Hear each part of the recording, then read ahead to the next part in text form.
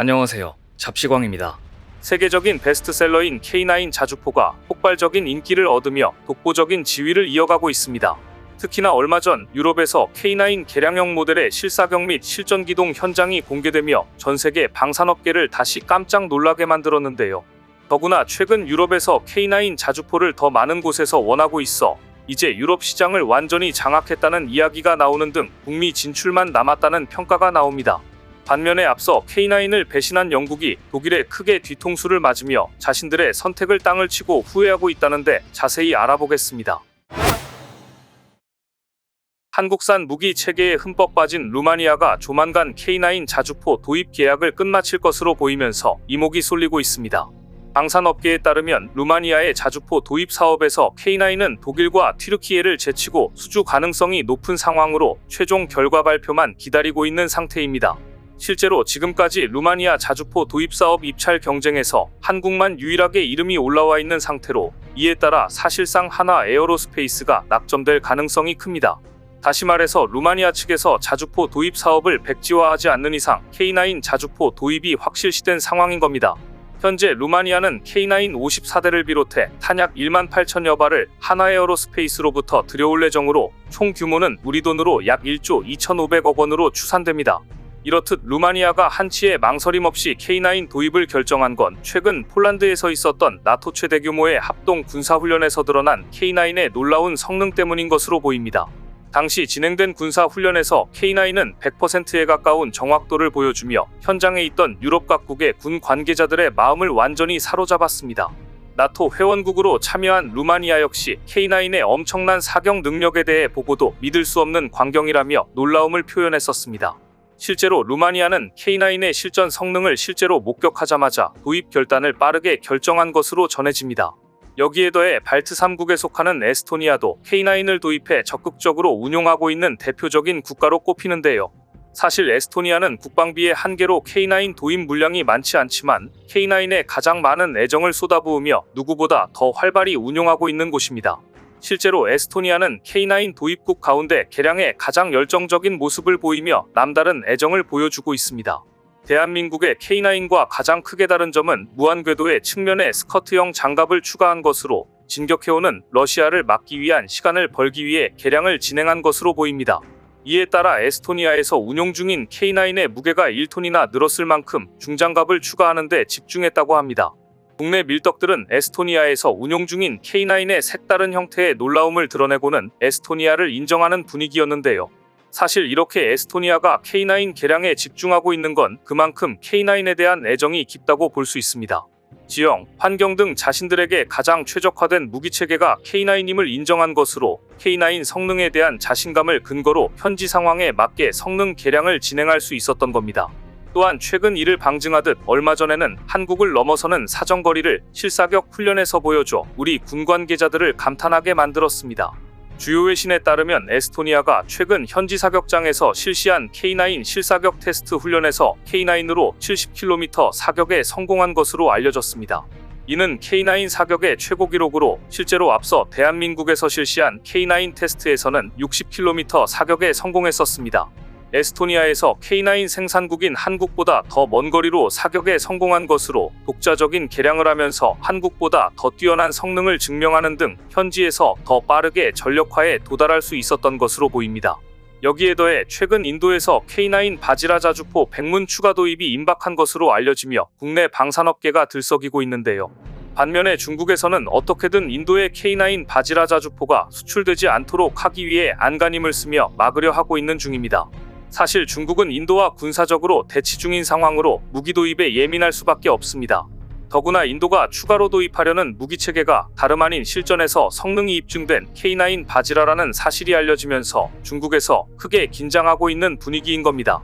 상황이 이러자 중국은 외교적으로 접촉하며 한국에게 수출 압박을 간접으로 가하고 있는 중으로 수단과 방법을 가리지 않고 필사적으로 인도 K9 수출을 막고 있습니다.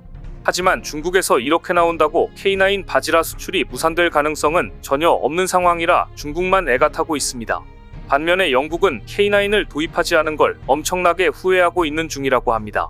앞서 K9 대신에 들인 독일 신형 자주포 가격이 최근에 말도 안 되게 폭등하면서 자신들의 선택을 자책하고 있다는데요.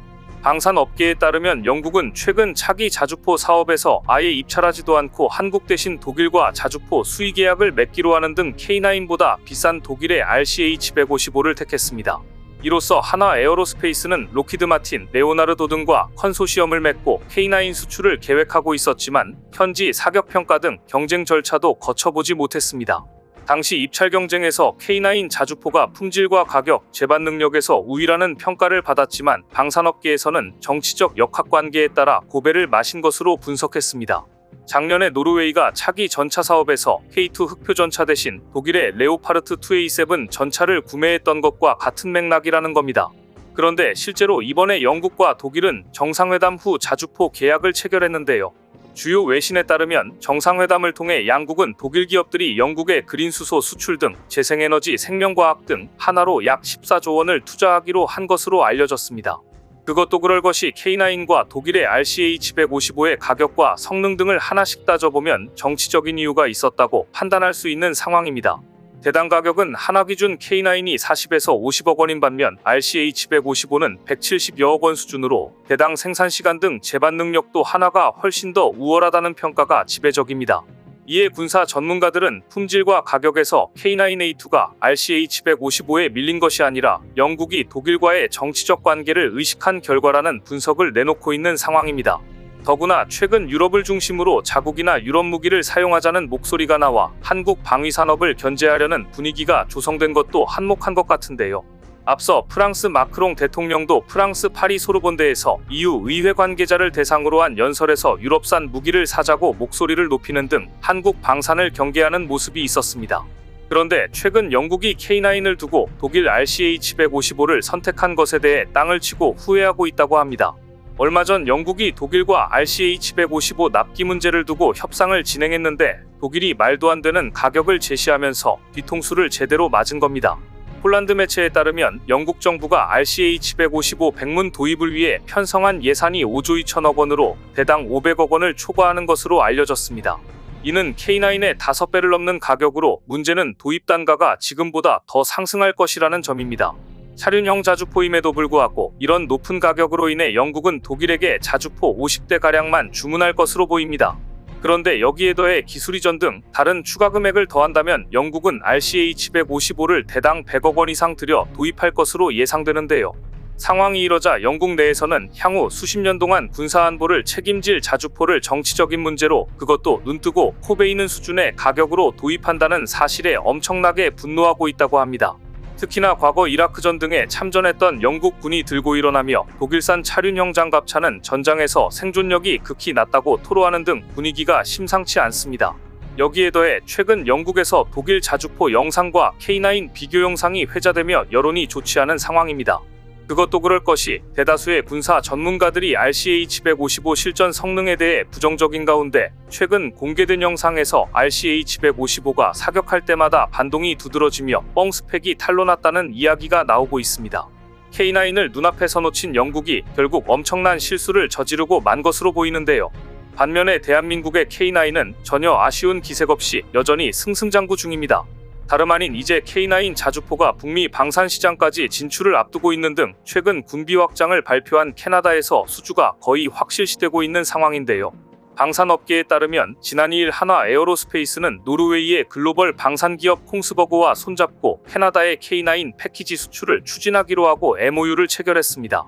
세계 자주포 시장 점유율 1위 K9에 세계 점유율 1위인 콩스버그의 원격 사격 통제체계 RCWS를 탑재해 캐나다 시장에 도전한다는 계획입니다.